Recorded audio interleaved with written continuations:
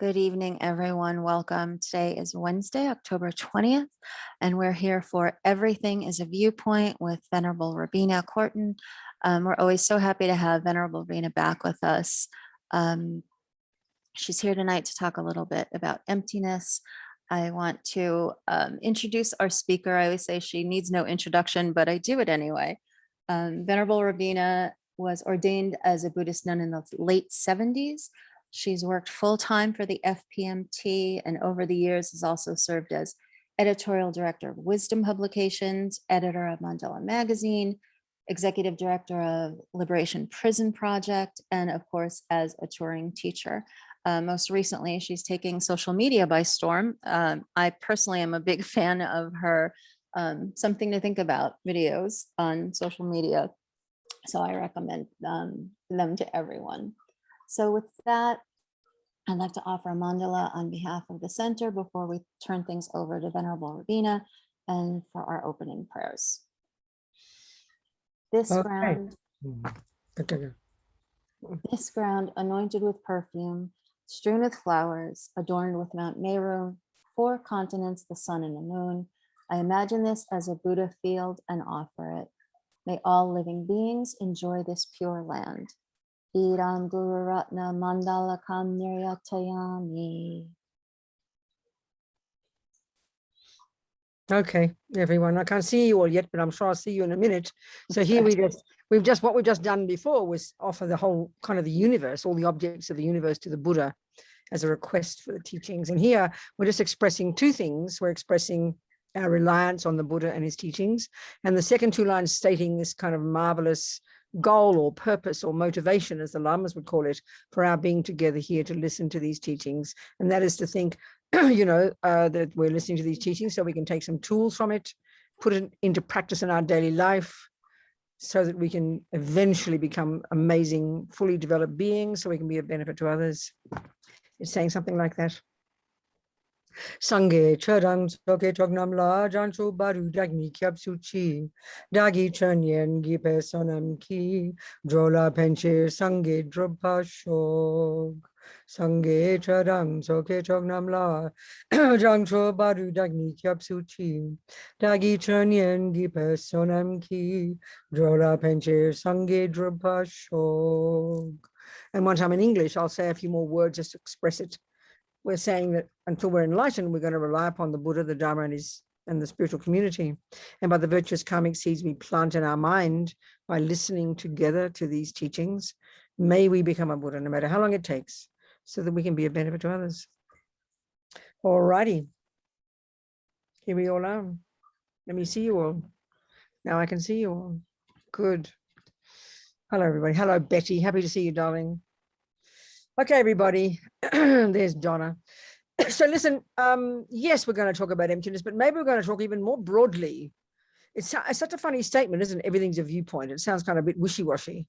But actually, when we understand the Buddhist view of the mind, how we live at the level of conceptuality, the grosser level of consciousness from the Buddhist perspective is all conceptuality, including anger and attachment and all the dramas, all the emotions, as we call them. We think conceptuality is here and emotions are down here. But for the Buddha, all of our emotions, positive and negative, are all rooted in being conceptual thoughts. And basically, conceptual thoughts are viewpoints. I'm not even meant to be sarcastic, but it's quite a surprise to us, But already it's implying the final one, that ultimately everything comes down to the way we label things. But that's really the Buddha's that's really the general point that Buddha makes, And to see the mind in this way, it's quite a revelation, but it takes us time unless we study the Buddhist view very specifically about the mind. I mean, when we hear love, attachment, anger, jealousy, we think, oh yeah, I know that. But we do, we've got our own interpretations, And we have this very vivid interpretation of what we call an emotion, whether it's a compassionate emotion or angry. We have a very vivid feeling of what an emotion is. But the Buddhist view is so specific. And if we can really look at it this way, it really helps us do the job of being a Buddhist, basically, which is Lama Yeshe beautifully paraphrases it as, being your own therapist. It's not a joke, So how is everything a viewpoint? What on earth does this mean?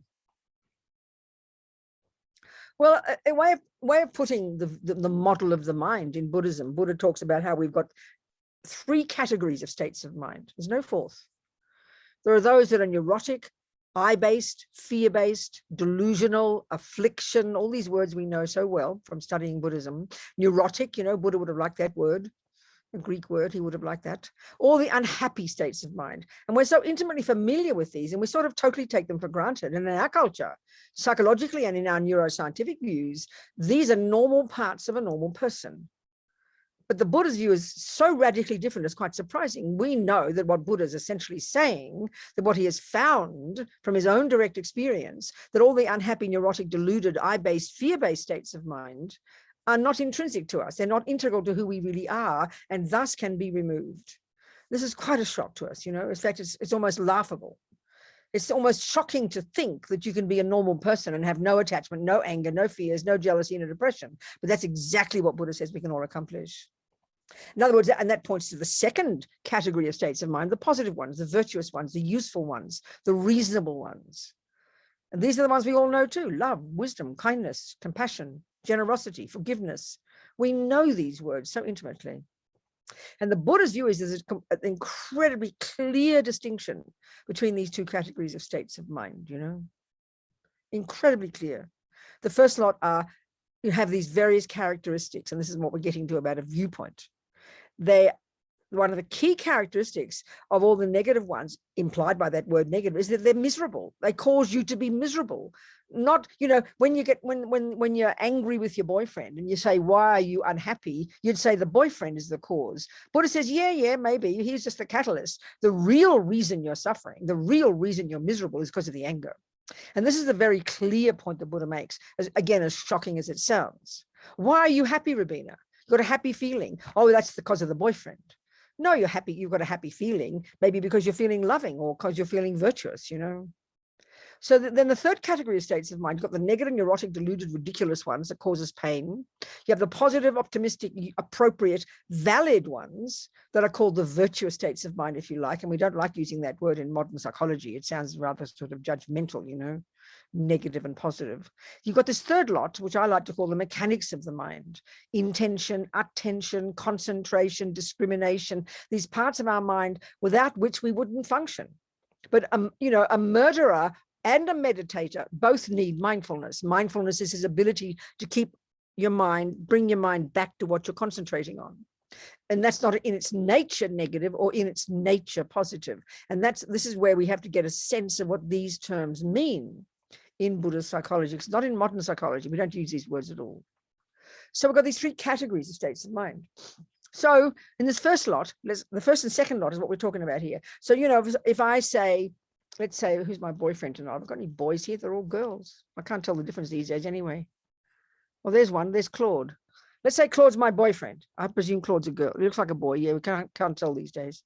So let's say Claude is my boyfriend, and I will give you, I'll tell you what I'm seeing when I see Claude. I'm saying, wow, he is divine. He's so handsome. He's so kind. He's such a good person. Now that's a series of thoughts, isn't it? Think about it. It's a series of thoughts. Now, what will I say next week when I discover he's been cheating on me? I will have another series of thoughts, but they will be completely different. They will be how, you know, he's evil, he's horrible, he cheated on me, I don't trust him, he's an untrustworthy person. So they're both, basically, they are both viewpoints. Think about them. Claude hasn't got it much older in 1 week. He's got no extra gray hairs, no extra wrinkles, not much extra fat. If you have a photo of Claude 1 week ago, when my thoughts were these optimistic, positive thoughts about him, my viewpoints, and then a week later, when I have these angry, horrible viewpoints about him, from the point of view of Claude, there's not much difference. So it's so clear that the first lot of thoughts are a bunch of viewpoints based upon what, and they're all, and this is the key point, the Buddha's view, the viewpoints we have are totally based, the neurotic ones are totally based on what Claude does for me. So if Claude is nice to me, I'll have optimistic viewpoints about him. I'll have positive viewpoints about him. But if he's not nice to me, I will have mean, nasty viewpoints about him. But this is the point. We don't ever for 1 second, after you've discovered that Claude is cheating on you, you would never think saying, how dare he do that to me? He cheated on me. He is the cause of my suffering. We would never think for 1 second that it is a viewpoint. We would, listen to this, we think it's the truth. Now, anybody you know who's got a very stubborn mind, a very narrow mind, and this is really Buddha's view about what ignorance is, very fundamentalist, this, you know, black and white, as we say, very fixed mind. That's exactly what we're talking about.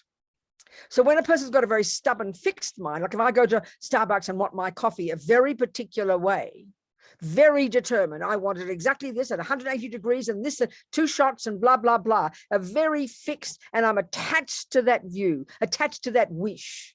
Then the second my coffee deviates even slightly, we know this, from that wish, I will get upset, you know. And I won't ever think that it's possible, and this is the key point, when we understand that how we see the world is through the lens of various viewpoints. And when they're the neurotic viewpoints, they're all in terms of whether or not that object, that person, that event, that thing, that shape, that sound, that color is what I want or not. So our viewpoints are completely self-centered. And they, you know, like one week ago, Claude, from his own side, take me out of the equation. Take me out of the equation. Claude maybe is an objective, you know, maybe we can say Claude is this tall, he's this weight, he's this color, he wears that thing, he's got brown hair. You could even say, well, maybe they're facts, and they might be facts, but they're still viewpoints because it's how we label Claude. But when they start getting emotional, when it's related to how Claude is to me, the viewpoints we have are completely through the lenses of whether or not he makes me happy. But we don't, the real point I'm getting at is we don't think that they're viewpoints. We think they are objective truth. So now when it comes to things like, you know, Claude is wearing an orange sweater. It looks like orange to me, okay? Claude is wearing an orange sweater. Let's say that. Now you'd think, well, that's not a viewpoint. We would say, but that is the truth. But even when we get to the deepest understanding of the Buddha's view, emptiness, you could even stay still, that is a viewpoint. It's an agreement between us in the English language that that color is labeled orange. So it's not as if it's not, this is the thing about what Buddha's saying, the negative, neurotic, deluded conceptual thoughts definitely are conceptual thoughts and definitely are viewpoints, but they don't have much basis in reality. But saying that Claude is wearing an orange sweater, or that Claude is this tall or whatever, that we can also say they are viewpoints, but you could say that they are conventionally, they are correct. They are correct. So all the viewpoints in our mind, Buddha says, some of them are virtuous, some are reasonable, some are valid, and some are completely ridiculous. But they're all, from the ultimate point of view, finally, they're all viewpoints. But we come to an agreement. You know, like if I point out my thermos, everybody would say that is a truth. It's a conventional truth to say that's a thermos. It is. And what is that? What's that, mummy? You give the definition. It's a flat-bottomed metal container. And what does it do? It keeps your tea warm. Now, that's a truth. It's establishing something as a conventional truth. But when we look at it ultimately, as we all know from the way the lamas talk, from the way Buddha talks, from the side of the thermos, there's nothing there that makes it that. It's our mind. Finally, it's our mind that calls it that. We agree it's that. It functions as that. But nevertheless, there's nothing intrinsically there. This is the subtlest way of seeing this idea. So, I mean, what's the learning in this? You know, what's the learning in this? Is to question our thoughts, to question our mind, to question our viewpoints. I mean, especially the negative ones, especially the emotional ones, you know, or even if it sounds like a positive one. Oh, Claude is so divine. This is completely it's through the lenses of my attachment, because he's kind to me, because he gives me things, because he looks at me with dazzled eyes. So, of course, I see him, you know, he appears back to me, as Lama Zopa says. Claude appears back to me as gorgeous, but totally seen through the lenses of my attachment. In other words, and this sounds pretty cruel, but we see the world Every being in the universe sees the world through the lenses of our own needs. And this is certainly how we can see the negative ones. So, you know, the emotional, the neurotic, distorted ones that have no basis in reality. Because my attachment is getting what it wants from Claude, then he looks wonderful to me. And then when he cheats on me and my attachment is not getting what it wants, he looks terrible to me. And this is the point about all the delusions, the neurotic viewpoints, they're all distorted. This is the key thing. And this is something when we can understand the way Buddhism describes, we know about exaggerate, we know about these things, attachment, anger, we know the words, but the key function of the neurotic states of mind, the neurotic conceptual thoughts, the neurotic viewpoints, is that the stronger they are, the more exaggerated they are. So the more anger I have towards Claude, the more horrible he appears to me. And the more I utterly believe it's objective truth and nothing you tell me will persuade me otherwise, you know. We see this, we understand this. I mean, look at, you know, when the Buddhists talk about wrong views and talk about this kind of very fixed, ignorant mind, well, fundamentalism is a really good word for that. And when we're stuck in our viewpoints, we can see we're fundamentalists. No, this is right and you are wrong. And there's not a millimeter of space, you know. We understand this. And this Buddha's saying this is the extent to which we suffer. This is the extent to which we suffer, you know, the believing in these viewpoints that we have, believing that what I think is true. Now we know, you know, when you go on YouTube and let's say you look at all the, you read about all these conspiracy theorists, these people would seem to me like we laugh at it, the off the wall, bizarre views out there in the universe about what's real and what's not. You know, then you think, how can they possibly believe that?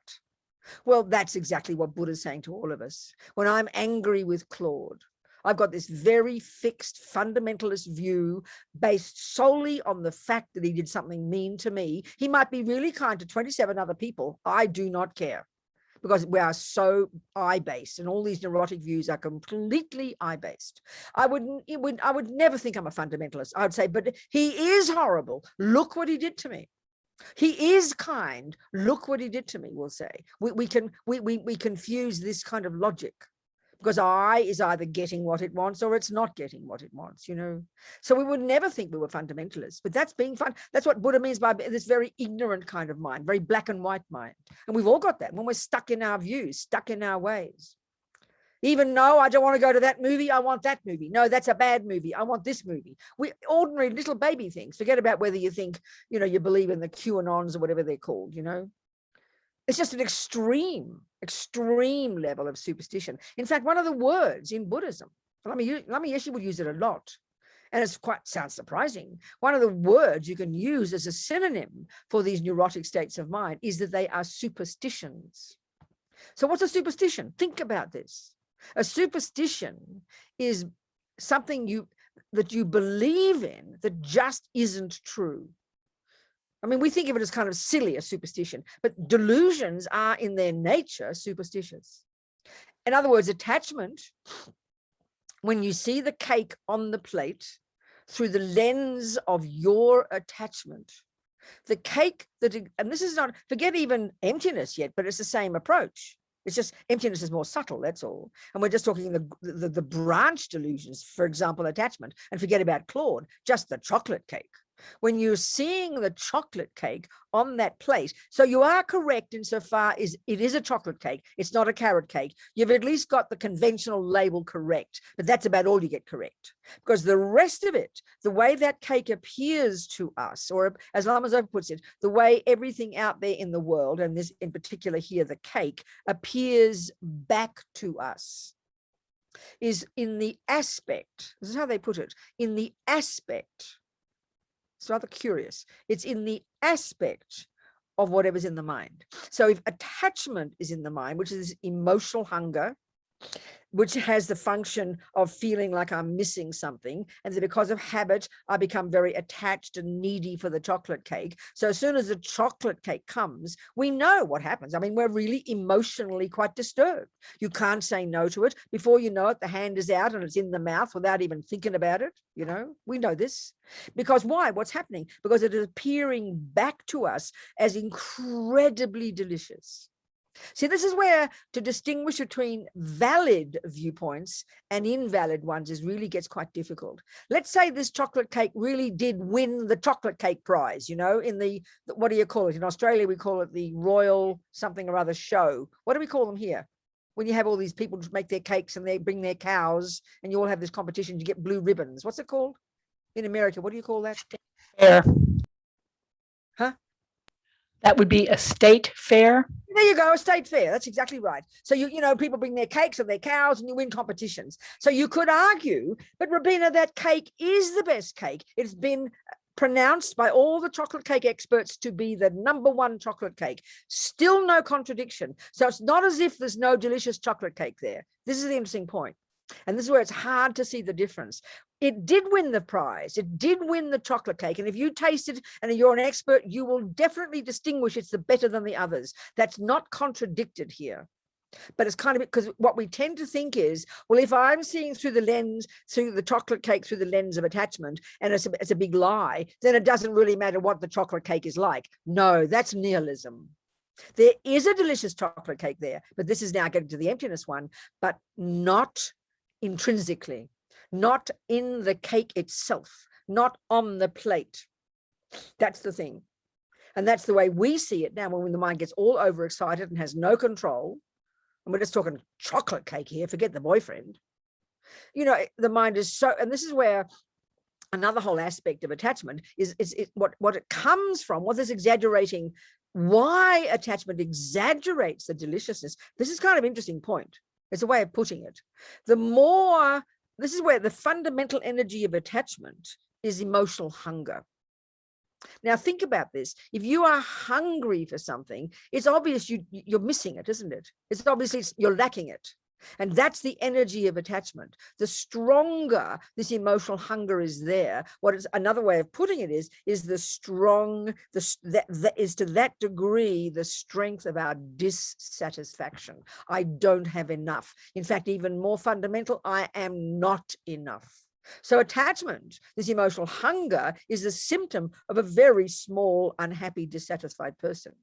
This is really a good way to put it. And so then the more you feel like you're lacking something, the more you feel you are not enough and don't have enough, the more the emotional hunger and the more that attachment then leaps upon the cake and makes it look like the most divine cake in the universe. And then you're convinced, this is attachment, is convinced that when you get the cake in the mouth, you'll get satisfaction. So it's a real, it is a mental illness. It's not really a joke. Attachment is a mental illness. And the Buddha says it's the fundamental mental illness of all the universe. Of course, ego grasping is the root delusion, but attachment is its main voice. So it's a viewpoint. So an attachment, so we're so overwhelmed by the emotional component of attachment that it's hard to see until we start to look into the Buddhist way of putting it, that it's all those emotions are rooted, underpinned by a conceptual thought. And this is where when you study Buddhist, you know, the Buddhist model of the mind, you learn the definitions, and the definitions are like bare bones, you know. The definition of attachment is a conceptual thought that exaggerates the delicious aspects of an object. It's a really good way to put it. What is aversion? Aversion, expressed strongly as anger or internally as depression, is a conceptual thought that exaggerates the ugly aspects of an object. So they're the definitions. They're conceptual thoughts. But because we're so addicted over countless lifetimes, Buddha says, to these conceptual thoughts and totally believe their story, that it almost sounds like a joke to say that they are rooted in being conceptual thoughts, you know, but they are. That's the point. And that's what we have to do, the drilling down in our mind and going beyond the emotional component, beyond all the drama, and getting to literally hear the way attachment exaggerates the deliciousness of something, but it's so utterly primordial. I mean, this is why it's so hard to see it this way. So in the end, attachment is a viewpoint. The cake is divine. That's a viewpoint. The person who's got allergy and would vomit if they eat a chocolate cake, I don't care how many blue ribbons it's got, it will never in a million years appear delicious to that person. It will appear repulsive and they will vomit. So it's so clear that there's nothing, it's clear from those simple examples that there's no viewpoint that has an absolute truth to it. It's so clear. It's so clear from that, and that's what fundamentalism is. That's what, when they call in Buddhist psychology, wrong view, it's called fundamentalism, fixed mind. And this is the thing, nobody would think that their attachment to their boyfriend is a viewpoint. Nobody would think their anger to their horrible ex-boyfriend who abused them is a viewpoint. Viewpoint sounds too casual because it implies, oh, it's just a viewpoint. Wow, I see. You mean there's another way to see it? It implies that, and that's too shocking. Because if this is where the problem is, because this is the point, that chocolate cake will have won the blue ribbon. So it's not saying you chuck the chocolate cake out with the baby with the bathwater and say there's no good chocolate cake. There is a good chocolate cake. And this is exactly the same with anger. Let's say Claude did cheat on me. There's no argument. You saw him cheat. So that's a truth as well. So the cake won the blue ribbon, fact. Claude cheated on me, fact. They're not disputed. But the part that's difficult for us is that we assume the logic is, we assume it's logical that because he cheated on me, therefore I hate him. Therefore I see him through the lenses of anger. And that's the point that's hard to see. There's no logic to that. That's what Buddha's saying. It's like, this is why I always use that example of my friend in prison who's now out of prison, Sonny, who for 17 years was in prison in Florida, first on death row and then eventually not on death row, got out after 17 years because she was found to be innocent of killing 2 policemen along with the husband. He was executed before they found him to be innocent and his head burst into flames. Can you imagine? But the thing is, there she was in this nightmarish environment. She and her husband accused of killing 2 policemen. And in the beginning, you can't believe it. They've got to see the truth. You think this is insane. How can they think we killed 2 policemen? But there they were on death row. He even got executed. So this nightmare, But she said, she's not a Buddhist. She's a little Jewish hippie. Now she's a little old Jewish hippie in a wheelchair in Ireland, helping other people who come from prison. She's amazing. But it blew my mind. She told me that there she was for many years locked in her own cell, one cell on her own with a Bible, right? And she said, many things she said, but one of the things she said, several things she said. One of the things she said was, I knew I had the choice to do what? To see things differently. To see things differently. His Holiness Dalai Lama was asked one time, His Holiness, how do you apply emptiness in daily life? It sounds so abstract to us. And the answer was so simple, but so profound, because it's the essence of it. He said, try to see things from another point of view. And that's exactly the point. Another point of view, another viewpoint. But it's like insane to think that woman, what the hell do you mean she can see that from another point of view? She is innocent. She didn't kill 2 policemen. Her husband was executed. She is being treated badly. She is on death row. She is in isolation in a cell. What do you mean? What else is there to see? That's the thing. That's the point. Even just forget that nightmare, but then Claude cheating on me, to hear that His Holiness says, well, Robina, try and see it from another point of view. It's almost like madness. What the hell do you mean, Your Holiness? He did cheat on me. You see, in other words, the viewpoints we have when they're very emotional, that anger in my mind is so enormous, and it's based on one action or 10 actions, whatever, but it paints the whole of Claude, doesn't it? With that one brush. That's how these are exaggerating. Because Claude might have cheated on me. That doesn't mean all the good things he did for me were suddenly annihilated, but that's what we think. Because the anger is so huge and it paints the whole story, and it's not possible to see it any other way. That's the way the deluded mind works. So this woman, Sunny, she's not a Buddhist, like I said. She had this incredible, I would call it emotional intelligence. She could see that her own mind was what was in charge, that she knew she had the choice to think differently. Now, why would she want to think differently? Because she was already living in this nightmare of being wrongly accused, but also living in the nightmare of her own anger. And she knew that was a nightmare. She could not stand the anger. She knew she didn't want to be angry. She didn't want to go out of her brain with rage. That's so brave, so astonishing. And that's exactly what we're talking about here. This is exactly what Buddhist practice is, you know. In other words, she was able to see it from another point of view. In other words, she was able to lessen the anger. Instead of painting the whole environment with anger, she was able to, because the anger was less, she was able to see other things that were good. She had the choice, she said. And then she said, at some point, I realized I couldn't change anything, but they couldn't take my mind from me.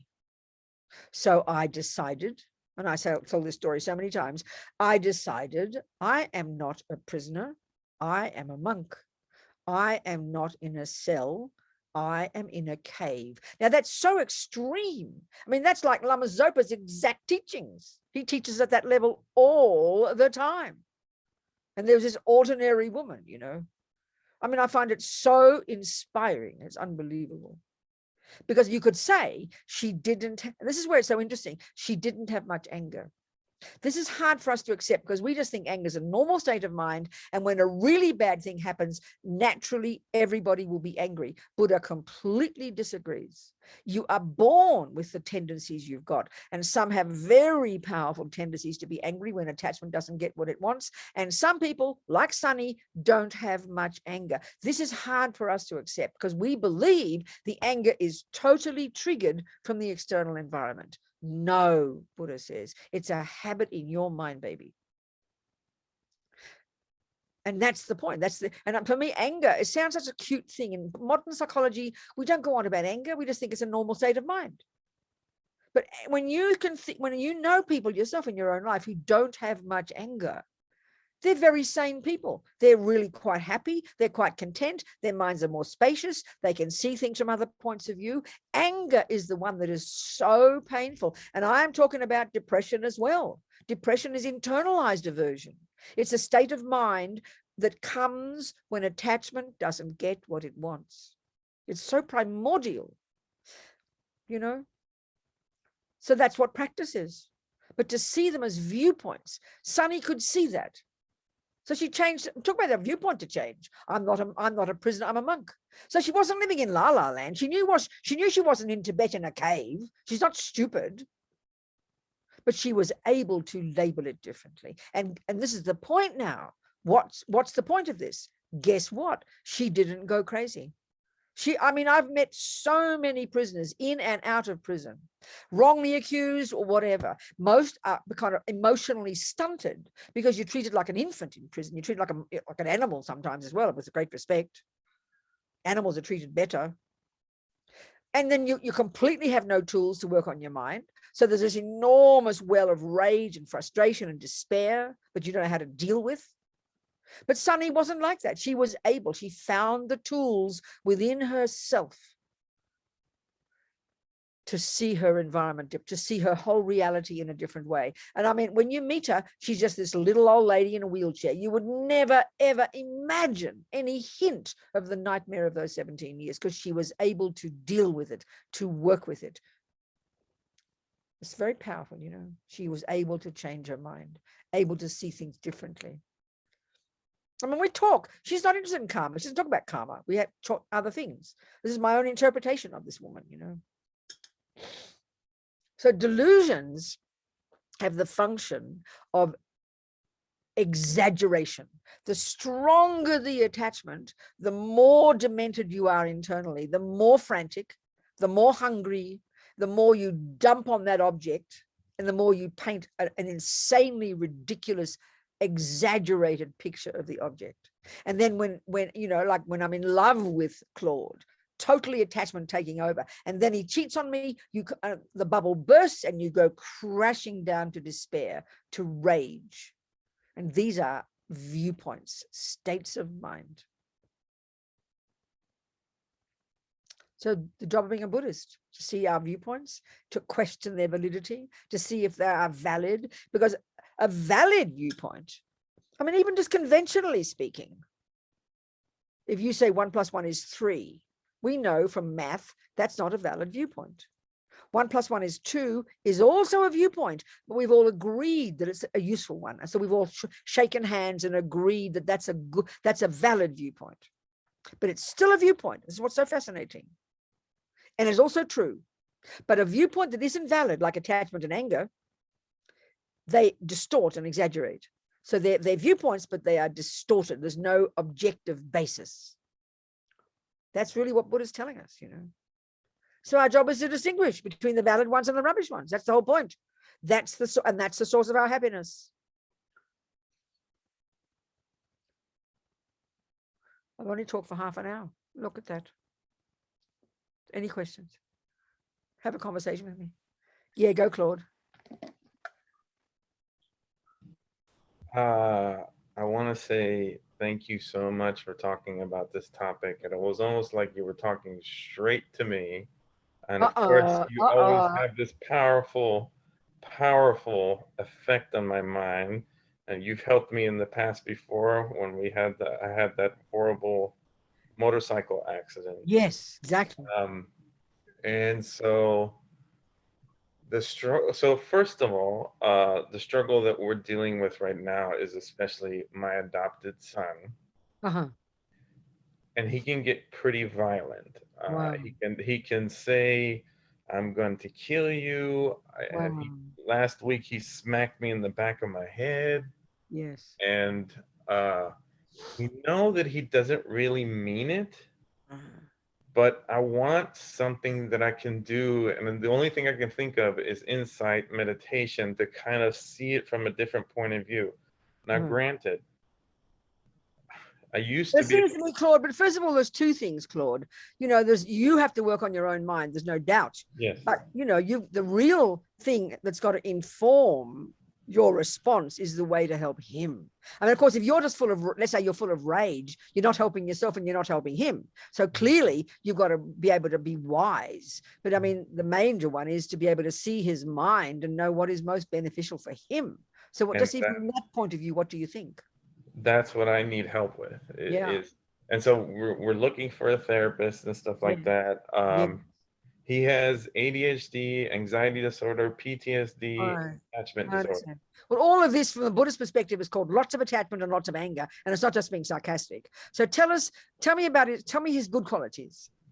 Oh, I mean, and so that's when you started saying that from seeing it a different point of view in my meditation this morning, it was a guided meditation. It says, try to find somebody who is incredibly difficult and tell me the things that are positive about Precisely. So tell us his good qualities. So there's a reason for my question. Let me tell me about his good. Has he got good ethics, would you say?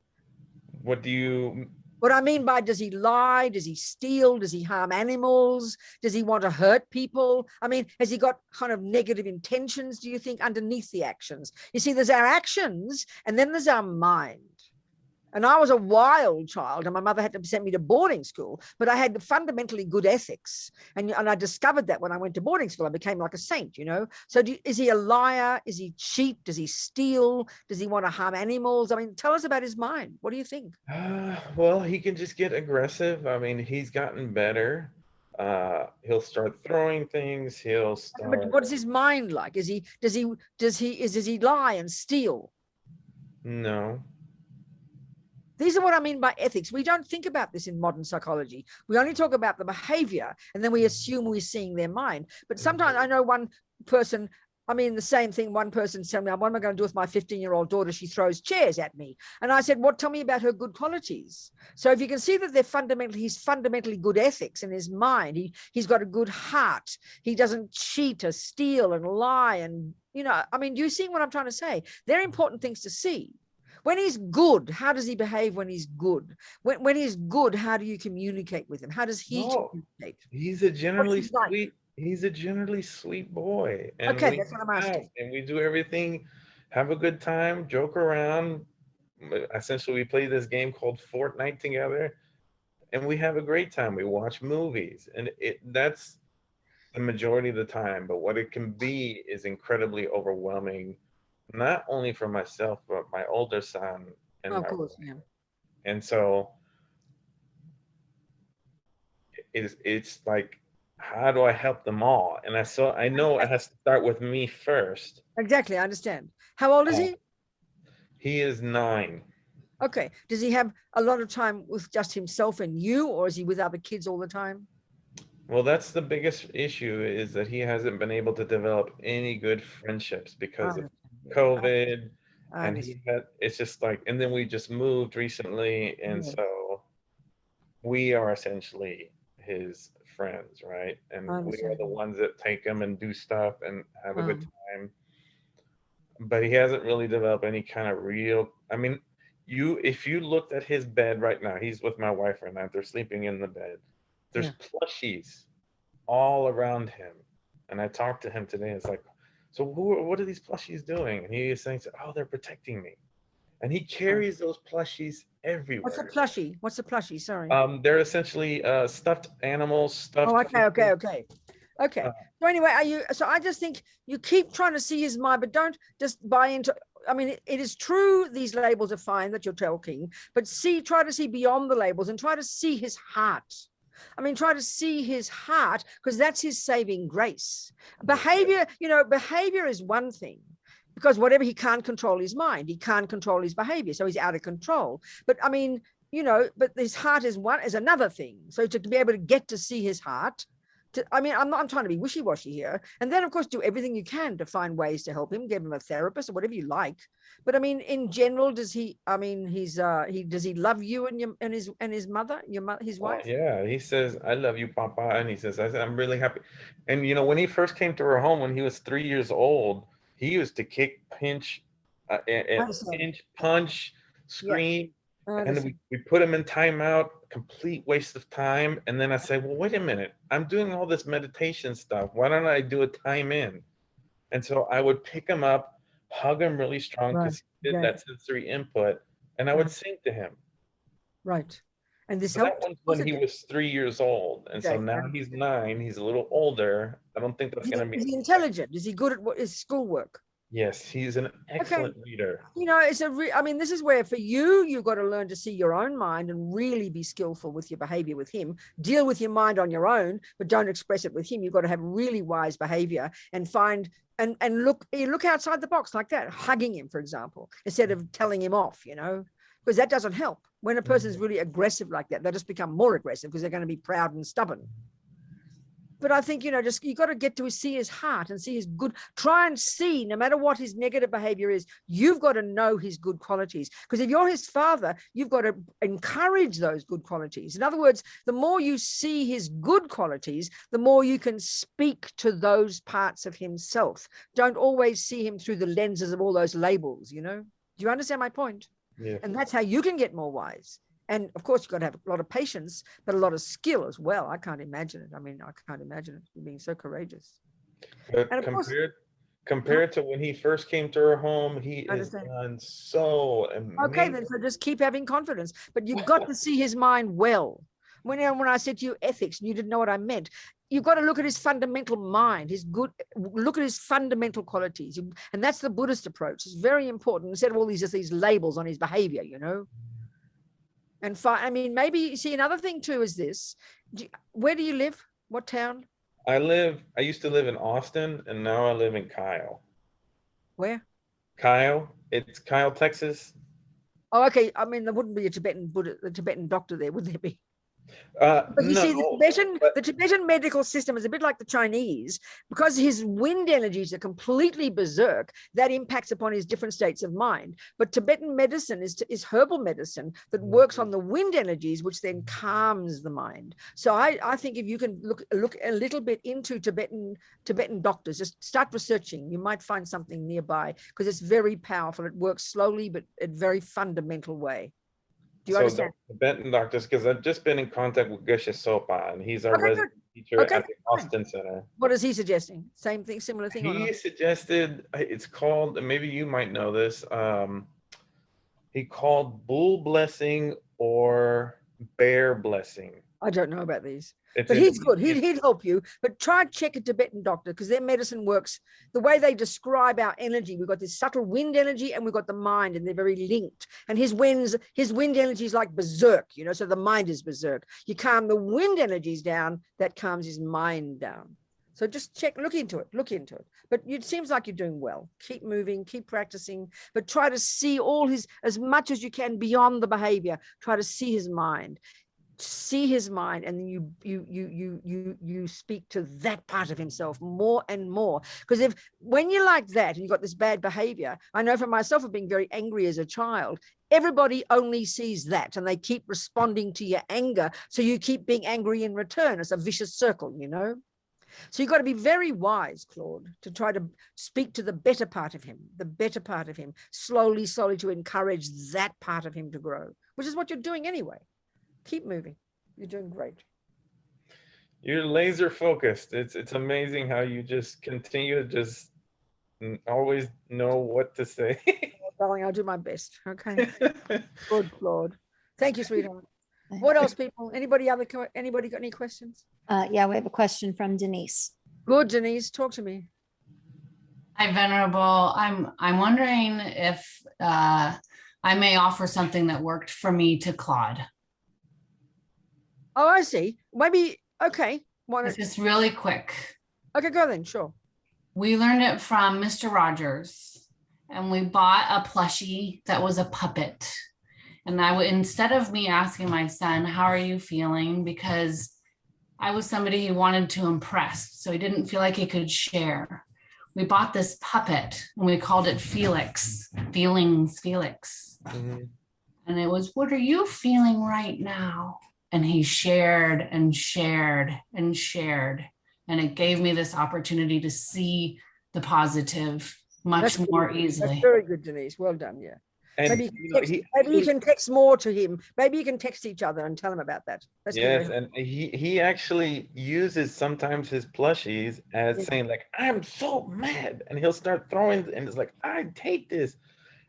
And I didn't think of it that way, but that's his other way of communicating. Very interesting. That's very kind. Thank you, Denise. So kind. You're welcome. Thank you. Yeah, please. Anybody else have any questions? Thanks, darlings. Anyone else questions? Absolutely. Questions? Anybody? I have one. Whose eye? Oh, that was me. Which eye is this? Oh, sweetheart, talk to him. Yes. Oh, I was just wondering, when you try to look at the good side or the other side of things, how do you not get nihilistic about it? To say, oh, well, you know, they did this act. But give me an example. Give me an example. Like the Taliban, you know, we think the Taliban are awful. Taliban. Okay. Yeah. We think that they're awful. They do these horrible things. And then I try to say, oh, well, they're inside, there's a good person in there. They're good people. But yet I don't want to get nihilistic and say, well, just I see your point. I see your point. See, this is the point. This is the point that, you know, you got to see the facts. So you got to see the facts, and they have certain, you know, maybe by the way they express their politics, they are showing their position, aren't they? So they're facts. They can be facts. There's two things, sweetheart. One is, what are the facts? Claude did cheat on me. That's a fact. But then there is our opinion that we put on top of that, which is coming because because Claude upset me. So then the anger comes on top. That's the problem. Saying a fact is not a problem. Saying that Claude cheated on me, that's a fact. So that is an opinion, but it's a relative truth. So there's nothing wrong with that. He did cheat on me. The Taliban do what they do, they do what they do. So the part of our mind we have to change is our opinions about them. That's the point. It's not, I agree, your point is good. You don't suddenly say, oh, they're really a nice person and pat them on the head and it's all not true. That is nihilism. I agree with you. That isn't the thing. But another way to think, but the other one to think about, of course, if we're Buddhists, you'd use the view of karma to understand why they do what they do. And that's what would then generate compassion. Because compassion in Buddhism isn't some sentimental patting a person on the head saying, oh, well, the poor thing can't help it. Karma is a powerful basis for why you'd have compassion for someone who harms another, because they're addicted to their negative qualities. They've brought into this life the viewpoints they've got. They brought into this life the wish to kill or steal or rape or whatever they do. And that the suffering that they are causing themselves is unbelievable. This is the basis of the compassion of the bodhisattvas. So you still see the Taliban do what they do, but you know why they're doing it. And because you know that they're harming themselves now and in the future, that's the basis of real compassion. That's a powerful view to have. Do you see my point? Thank you. Are you understanding? Yeah, that's great. Yeah, exactly. So what else? Good point. Elizabeth had the next question. Who is there? Elizabeth? Elizabeth, yes. Where are you? Hi, Robina. Hello, sweetheart. Where are you? I'm trying to see you. Oh, there you go. I can see you now, darling. Talk to me. I just want to say I've been following you for many years and I feel so blessed that finally I get to see and talk to you. Good, an Australian girl there. Where are you calling from? I'm from Castlemaine in central Victoria. Okay, darling. Good. I'm happy to talk to you. So when I was younger, I found it a lot easier to follow these teachings. Anger was one thing that really brought me to Buddhism. I feel like as I got older, the challenge between I think I've experienced a lot more trauma over the years, and the difference between being open and having boundaries and having self-respect, like I've really struggled with that. So I try and have a sense of calm. So now my children are affected by people that have hurt me. What do you mean by that, darling? Affected by people who've hurt you? So the children have seen me in physical trauma where I've been hurt and unwell. I understand. And so they've seen this person is still in the community. I understand, darling. And so I identified with this the other gentleman that was talking about his son acting out. So one of my children is doing that. He has a lot of anger towards this person that hurt me. Yes.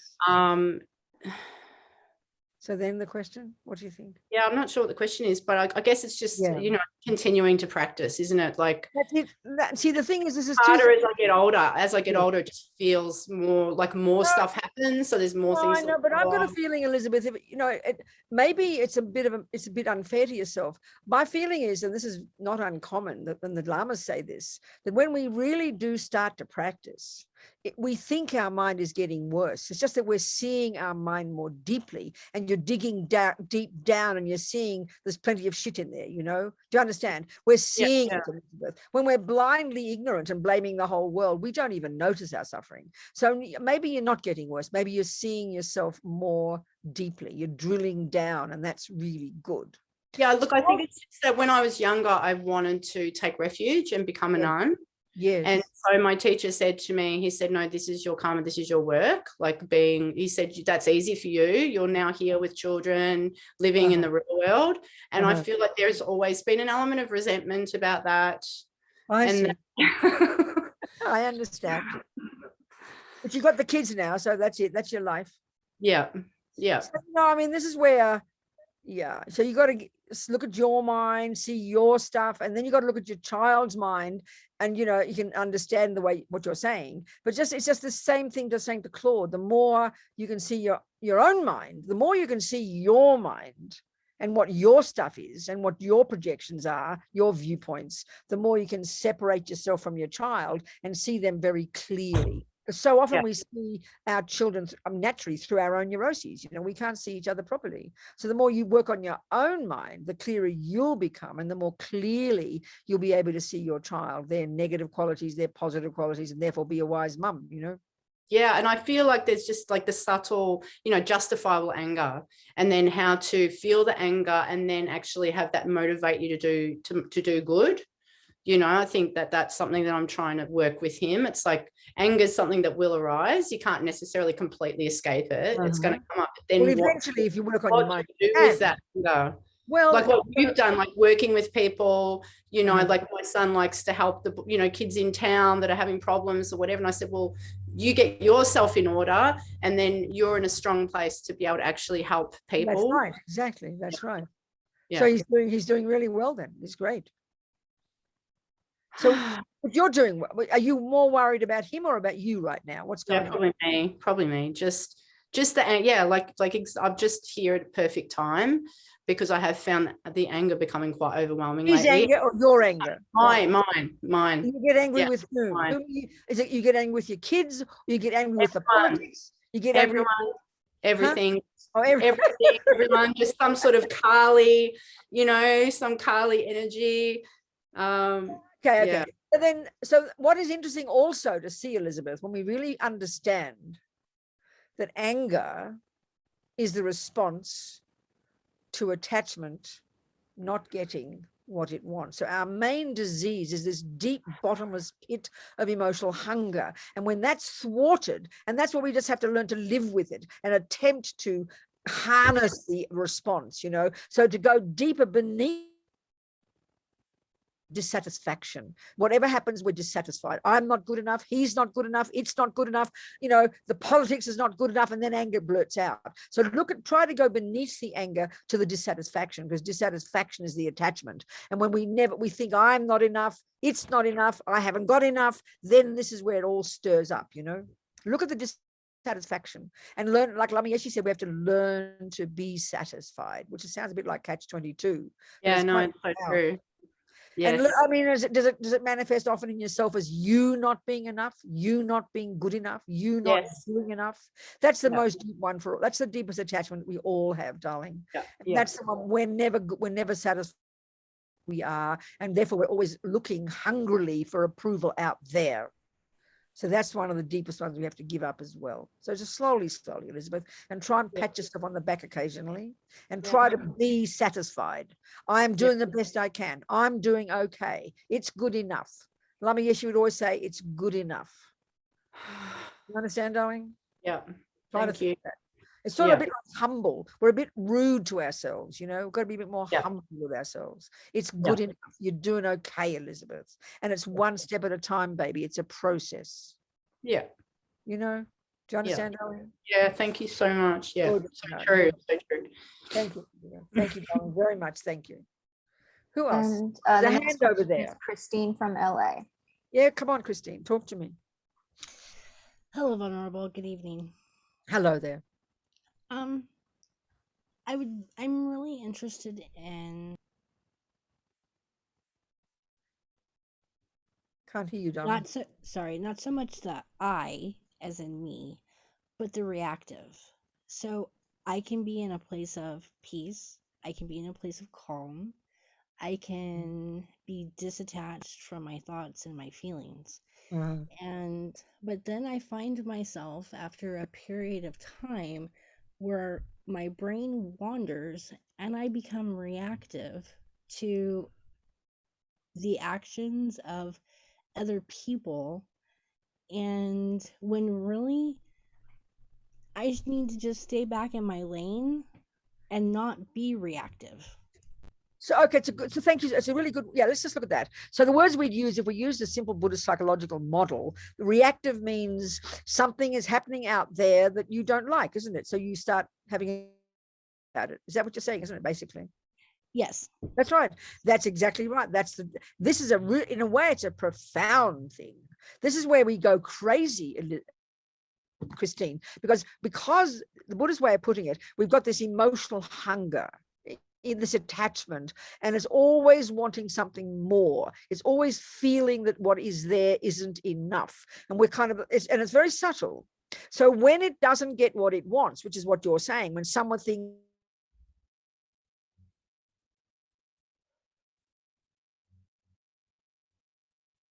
do something that isn't satisfying you, which is what you're calling reactive, that then we start to get critical. So the thing is this, we can, like you said before, staying in your own lane, powerful way to put it, but it's a hugely powerful practice, Christine, because the world is full of crazy people. I mean, the world is just insane. The world is really full of crazy, unhappy human beings. And if we don't stay steady, if we don't stay in our own lane, it's such a great staying, we will go mad. And that's what attachment and anger are. Attachment is constant wishing that things will be better, and then we get upset and angry when they don't get better. And this is enough to make us completely crazy, you know?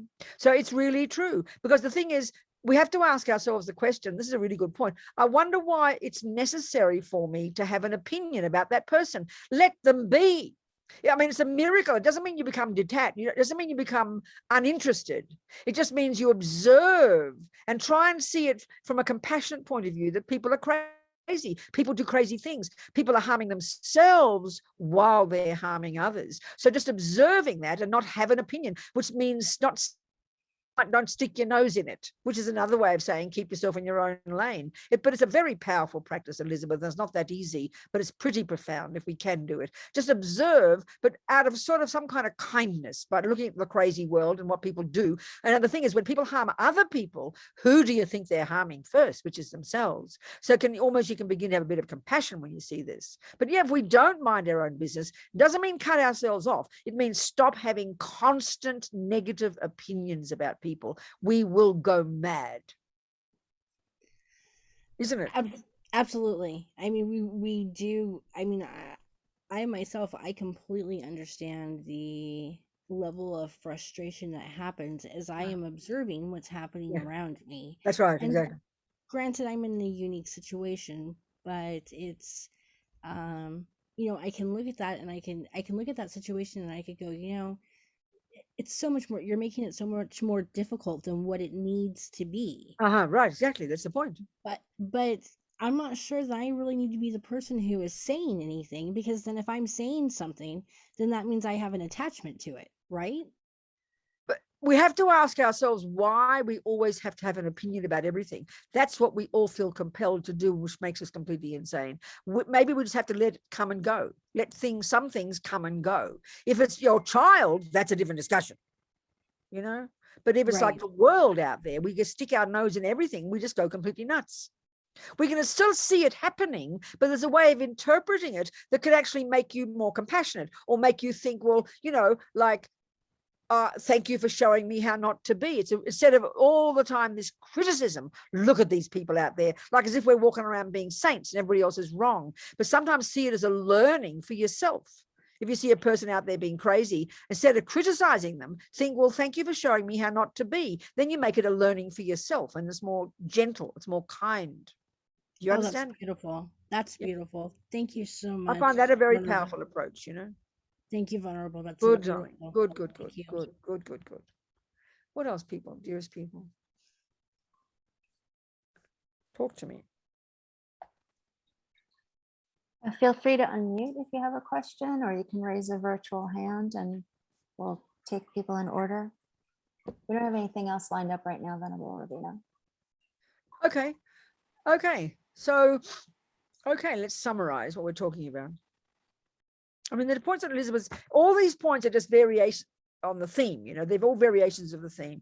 Elizabeth's point, Claude's point, Christine's point, but they all, this one of Christine's discussion is a very powerful one. We've got this nice analogy we talk about, isn't it?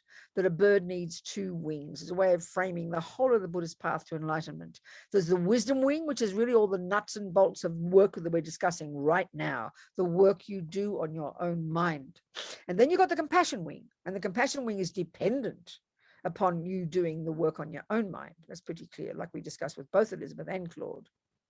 So then what I just said to Christine is that I find this very powerful if we can remember it. And this is the whole point of seeing things from another point of view.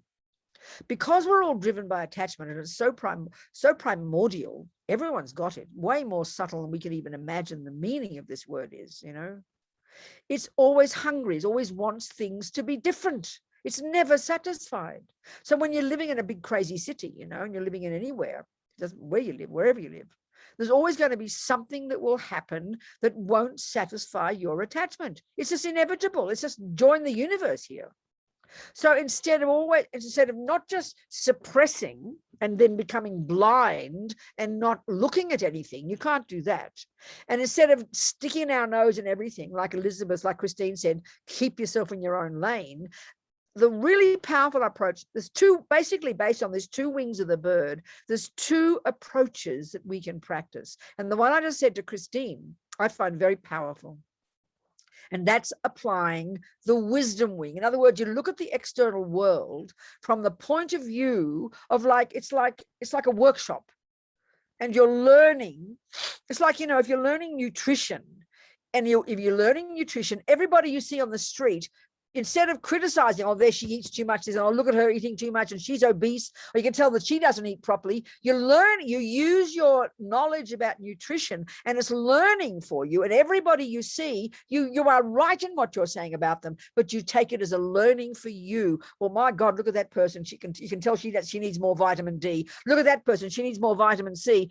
Thank you for showing me how not to be. And it becomes a rich learning. I always used to think when I'd read about Mr. Trump, some people love Mr. Trump. Talk about viewpoints, isn't it? Some people can't stand Mr. Trump. Well, I didn't particularly like Mr. Trump. So instead of all the time criticizing, this orgy of criticism that we love to involve ourselves in when it comes to, say, politicians or the world, instead of that, and I'd read a story about him, and I'd go, well, that's interesting. That sounds like lying. That sounds like hubris. That sounds like arrogance. That sounds like stealing.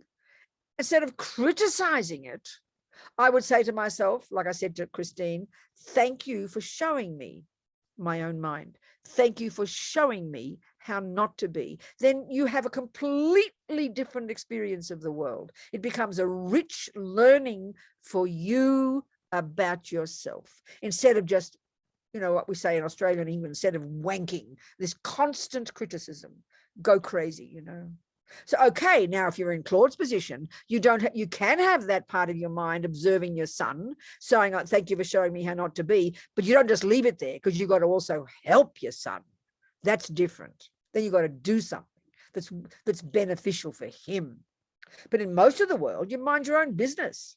You don't start walking up into all these people on the street, well, you should eat better, because you become a fanatic nutritionist. You are correct. You're in what you're seeing, you are absolutely correct. You can diagnose everybody, but it's not your business to walk up and tell them what to eat, but you can learn from it, and you learn it for yourself. Then life becomes a rich experience. Now, that's the wisdom wing. Now, the other one is compassion. You see it from the point of view of that person harming themselves, and you have compassion. Look what they're doing to themselves. This is a way of applying wisdom and compassion. The whole world, you can see the world either through compassion or through the wisdom one. That's it. And then you don't go crazy. You learn from it. Everything is a learning then. And it becomes rich grist for your mill, I tell you. We have to remember it, that's all. What else, dearest people?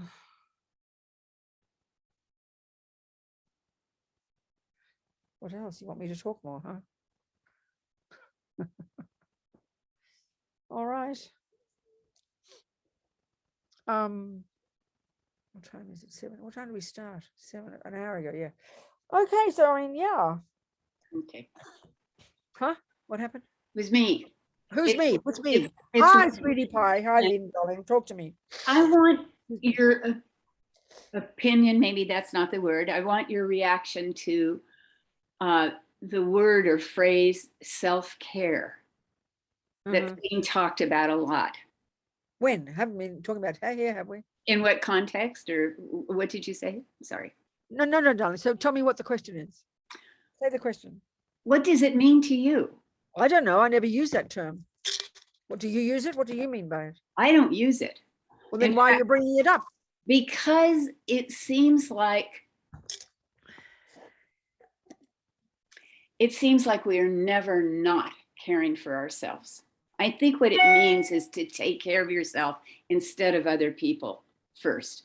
So we work on our own mind, blah, blah, blah, blah. But it seems like, oh, anyway, I think I just have to think about it more. Yeah. So Lynn, I don't know. I react negatively to it. It's my Okay, feeling. Okay, that's fine. I don't use the term anyway. So Yeah. okay, let's just look at this. Let's look at this. I What have the same. find- Huh? I had that same experience today. I David, got an.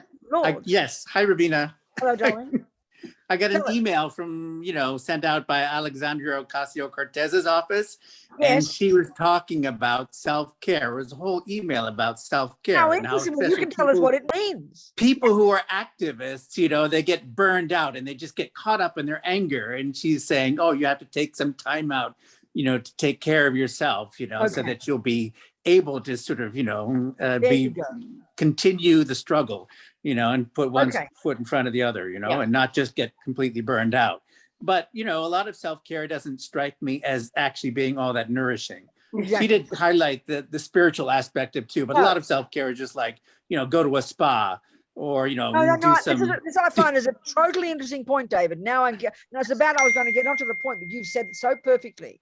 Good. I think, when we say in the Buddhist point of view that the compassion wing is the point, you got to get, and that's like the equivalent of getting out there and changing the world, what she's saying. And it's true, that is the point. But this is the thing that the Buddhist analysis, and this is to answer Lynn, the Buddhist analysis is why we have to look at why we get burned out, why we get exhausted. And that's what the wisdom wing work is. And of course, the Buddha's view is you get exhausted because you've got attachment and anger, but that would not satisfy Alexandra Ocasio-Cortez's office because it sounds cruel and mean. But this is the point that Buddha's making. And if we can hear the Buddha's advice he's being kind to us by telling us, honey child, it's amazing you get out there and help the world, but what drags you down, what makes you exhausted, what makes you is the fact that you've got attachment, which is this bottomless pit that wants things to be the way you want them, which then causes you to be angry when things don't turn out the way you want. And so the answer to that is give up attachment and give up anger. But that's not a very satisfying answer for the world. And that's the right. real self-care. But it's hard to hear it because it sounds fundamentalist to us. It sounds like you're being mean, or you mean you're blaming me. And that's why it's so hard to hear. But that's the real self-care. In other words, the person who's a really good political activist is a person who doesn't have much attachment and doesn't have much anger, and they will never give up. I remember Martin Luther King. I always think of that fellow. He was amazing. He was clear he didn't have much obvious anger, and he was there. He was never stopping. And he'd say, it is good to find the faults. It's good to see the terrible things in the world. But then you say, what can I do to help? Not just get angry and exhausted. I mean, this is the one, it's so fascinating, but that's the typical Western one, isn't it, David? I remember in a conference last year, I was on a panel and I was trying to make this point because they were all saying that same one, you got to take care of yourself. And there's nothing wrong with a massage, nothing wrong with a little weep and a lie down and a good sleep. Do that for sure. But we do not see in our Western culture that the reason we suffer is because of our attachment and anger and our jealousy and resentment. It seems too heavy for us to say that, but that's exactly the point, And anybody we know who's a really good activist for others, whether they're nurses in a hospital dealing with COVID-19 or whether they're political activists, they've got a happy mind. They never give up. They never get stressed. And that's what His Holiness said one time. The fellow interviewing him said, but it seems like anger is good. It makes you act. And His Holiness said, I know what you mean, but if mainly you're coming from anger, it doesn't last. You'll get exhausted and you'll give up. But if you're coming from compassion, which you can only have if you've given up attachment and anger to whatever degree, then you will never give up. And they're the activists that you see who never give up because they've got patience and perseverance, So that's the real self-care. That's exactly right. It's a perfect point, David. Thank you. I've noticed too that in the wellness industry, it's very focused on middle class people. And I had an auntie say to me once that for a lot of women, dodging a fist is like the main level of self-care that a lot of women have. Dodging a fist, that sounds very Australian. I know, well, that's there you go, dodging a fist, like that Oh, anyway, yeah, that's very interesting. That's a very interesting point, Lynn. And so, David, such a point, but it's a hard one to hear this. That's the real self-care. And that's Buddha's entire point. You suffer, babies, because you've got attachment and anger, but it's too hard for us to hear that because we just take it as blame. It's a very interesting point. It's fascinating. Wow. Venerable. What? Hi. Hello, Denise. So hello again. Thank you so much for everything always. So I started learning about Buddhism through the FPMT and in the Mahayana tract, and I felt like, or path, and it just resonated, and it just made so much sense, and I saw myself changing. And a friend of mine said, hey, there's this mindful meditation teacher training course that I think that you would be good in. And so I signed up for it, and it's a 2-year course, and we're almost done with the first year. Good. And I find myself being attached to Mahayana Buddhism. And I find myself going, like the course said, the base of all lessons in this course will be self-compassion. I see. That was the very beginning of it. And I was like, okay. And we go through, and I have been able, Lama Zopa had a beautiful course that he asked His Holiness to teach on the Dharma as your mother. And that one was beautiful to feel like, okay, this mother that I didn't have is available to me, but not in a form of a mother. And I feel like there was some type of self-compassion in that now, where I can speak without crumbling as this person that didn't have this mom that had that type of nurturing. So I go back and forth between understanding it's no self, right? No self and self-compassion. I asked one of my teachers to come in and teach a self-compassion course to this compassion group that I teach, that I have for realtors. It's 14,000 members. And my Mahayana teacher went, doesn't resonate with me, can't teach the course. Really, that's awful. That she should have. So the thing is, see, putting it in this way, self-compassion is not, I mean, technically that's a contradiction in terms in Buddhism, because compassion is related to others, but we like to use that term in our culture. But this is again the point, the real self-compassion in Buddhism is recognizing that our pain comes from our own attachment and anger and fears and jealousy and depression. And that when we can begin to hear that, we can speak and we can be kind to ourselves. We usually hear it as a criticism. When we hear it as kindness, that the pain itself is the very pain, that the attachment and anger and depression themselves are the pain. And that, so self-compassion is understanding that, but it takes a while to get there, because we're all a bit fundamentalist and all love to blame either somebody else or we turn it against ourselves, and that's our tragedy, you know. So I find myself stuck in this, okay, wait, if I'm practicing Buddhism, I'm not attached.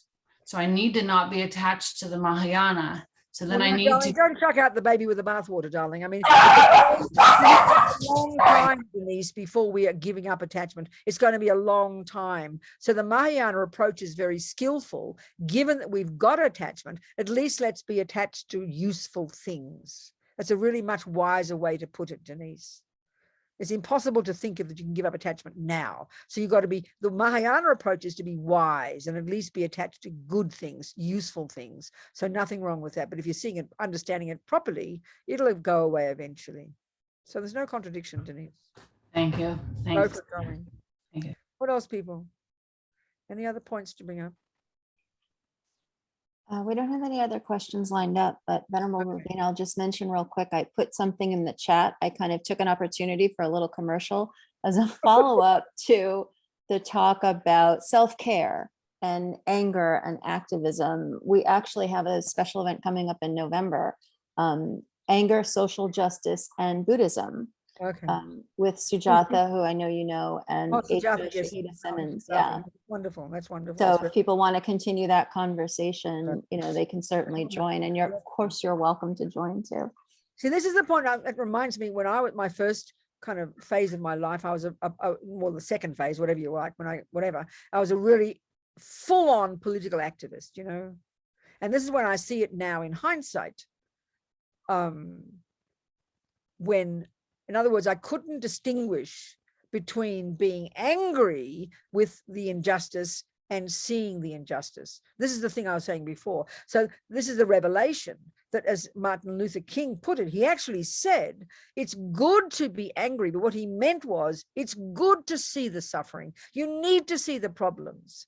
So now, and when I was a political activist, I couldn't distinguish between, and this is how we all are, we see something that doesn't suit us, so then anger comes out. We can't, so then we think if I don't get angry, we're chucking the baby out with the bathwater and not seeing anything. That's nihilism. It's just not like that. So it's this skill to see the thing that's wrong. I mean, that's what compassion is based on. Seeing the suffering in the world. Look at the racism, look at the sexism, look at the poverty, look at the terrorism. It is unbelievable suffering. But one, having the view of karma, which explains it, and this is massive in Buddhism because, you know, with respect to our materialist views, we don't have much analysis of why there is suffering in the world, you know. So if we have the Buddhist analysis of karma, this is enormous to have first. Then on the basis of understanding why there is suffering, then you know, okay, what can I do to help? And this is the attitude of the bodhisattva. Every time they see suffering, every time we see suffering, we just have a panic attack and can't cope and either bury our head in the sand or want to go and want to kill everybody, or like be a political activist and scream and shout and yell. Or so that if we're taking the appropriate view, you see it, you know why there is this injustice, and then you check, well, can I help? So if you can go to Iraq tomorrow or to Afghanistan tomorrow and make it better for everybody, please, I'll pay your airfare. But we know we can't. So what do you do with it? You don't just run away. You say, okay, I can't. And this is what bodhicitta is. You then go, well, what am I going to do? You take this personal responsibility. I can't do much now, but I'm going to keep working on myself, or I can become a Buddha. And it's long-term view, for goodness sake. And then you have this courage, the brave attitude of the bodhisattva who will not give up.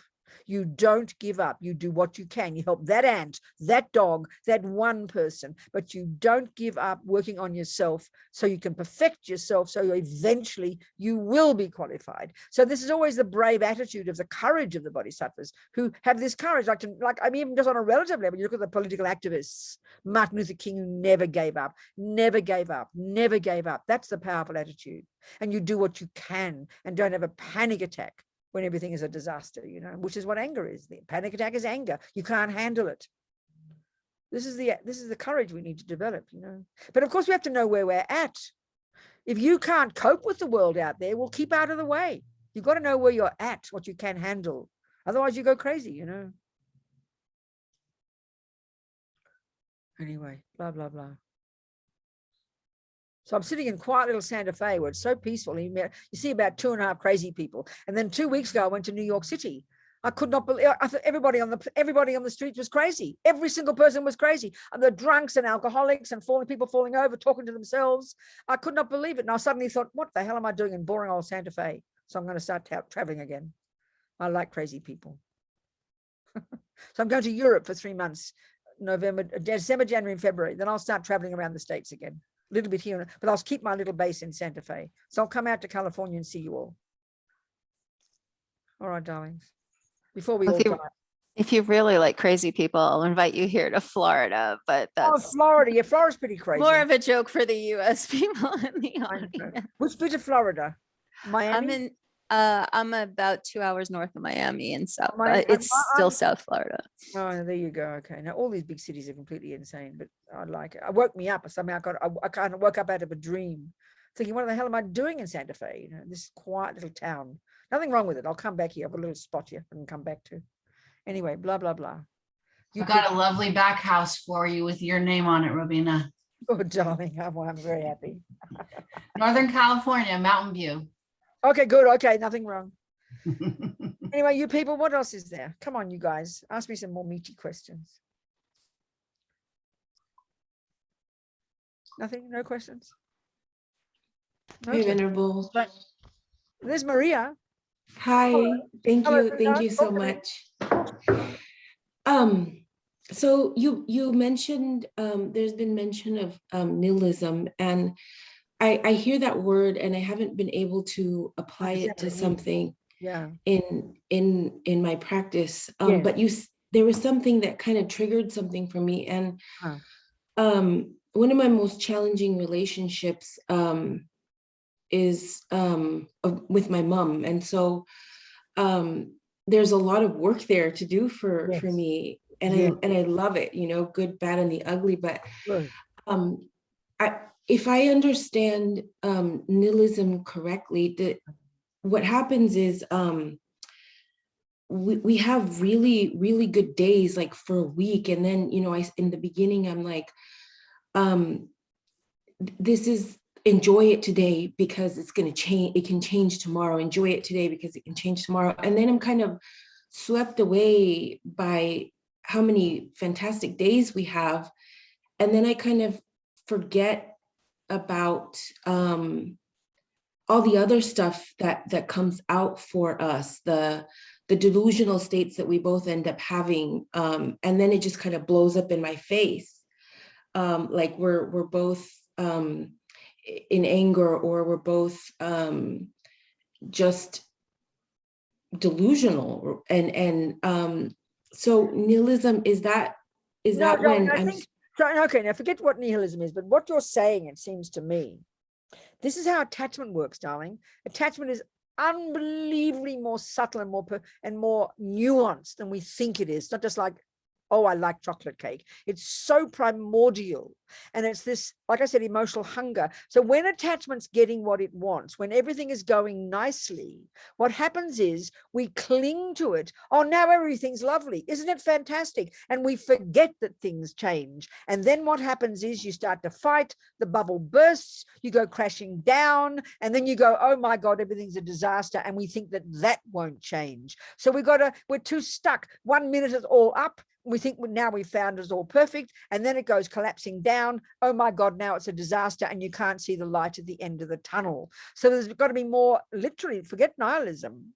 You've got to be more just recognizing if things are wonderful, delight in it, be happy, but don't forget to keep watching your mind, recognizing attachment, seeing what's causing it, and then be more flexible and know that things go up and down, you know, things change. That's all. So nihilism, I would say, emotionally is really like what depression is. Nothing matters. So that's what happens when attachment is all delicious and excited. Everything's all buzzy and lovely. And then when the bubble bursts, you go crashing down, and now everything is despair and hopeless. I think emotionally, that's emotional nihilism. When nothing matters, everything's a disaster. Nothing's important. When you're deeply depressed, it's like nihilism. Nothing is of value. You collapsed, you know.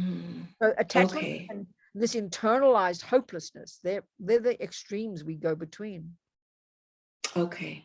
So we're just going to be more aware, more conscious, and if things are going well. And the key is for you with your mum is to be patient and humble, you know. And of course, your mother, I mean, mothers are like red rags to a bull, aren't they? We know that. You've got to watch yourself like a hawk, watch your mind, see, this is also one more point. Maybe we can do this more. When are we meeting again? Tomorrow, isn't it? Yeah, we're pretty close to our scheduled end time now, but we have 90 minutes tomorrow. Exactly. So I think what we'll talk about there is, you know, when it comes to red rags to the bull, the first practice, and this is maybe also for Claude, when you've got people who are like red rags for the bull for you, the first practice is shut your mouth. 90% of our problems would go away if we could shut our mouths. So I think that's a good topic for tomorrow. Let's look at that one. It seems so silly, almost like a boring practice. Oh, what do you mean, shut your mouth? But it's a huge practice, and it can be the solution to so many problems. So why don't we finish there, and we can carry on with that tomorrow. Okay. Thank you so much, Venerable Robina. Thank you, precious people. So happy to see you all. Jang Chub, Semchog Rinpoche. Don't put the prayers up. I forget what the words are, but think. Here we've been for 90 minutes. As many moments as there've been is as many seeds we planted. So may we nourish these seeds with this moment forward, with our hard work, our effort, and our practice, and delight, Elizabeth, delight in our progress. Okay, all of us. Don't just think I'm doing not good enough. And then know that these seeds will ripen one day as our marvelous potential. And may compassion grow and grow in the hearts of all. That's it, people. Thank you, precious ones.